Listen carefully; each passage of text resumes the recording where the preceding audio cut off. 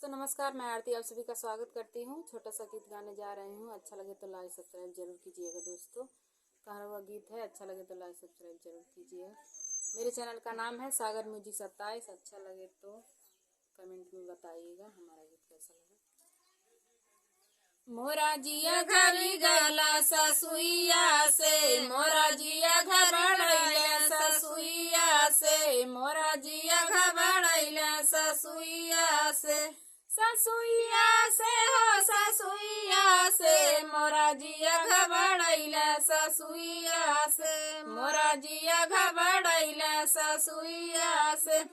जनती जो सासु मोरी इतनी लड़ाकू, जनती जो सासु मोरी इतनी लड़ाकू, इतनी लड़ाकू सखी इतनी लड़ाकू।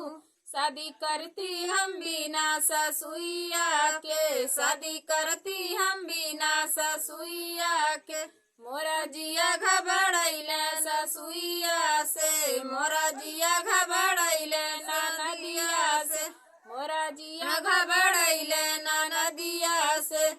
जनती जो सासु जनती जो ननद मोरी इतनी लड़ाकू, जनती जो ननद मोरी इतनी लड़ाकू, इतनी लड़ाकू सखी इतनी लड़ाकू। शादी करती हम बिना ननदिया के, शादी करती हम बिना ननदिया के। मोरा जिया घबड़ैले ननदिया से, मोरा जिया घबड़ैले ननदिया से, मोरा जिया घबड़ैले देवरवा से, मोरा जिया घबड़ैले देवरवा से।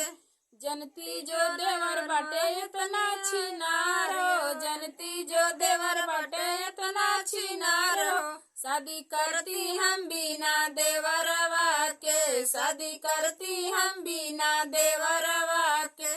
मोरा जिया घबड़ला देवरवा से, मोरा जिया घबड़ला देवरवा से, मोरा जिया घबड़ैला सजनवा से, मोरा जिया घबड़ैला सजनवा से।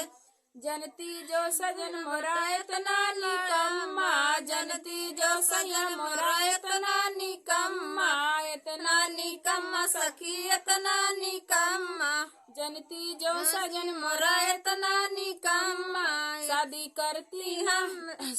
करती नहीं बिना सजनवा के, शादी करती नहीं बिना सजनवा के। मोरा जिया घबड़ैले सजनवा से, मोरा जिया घबड़ैले सजनवा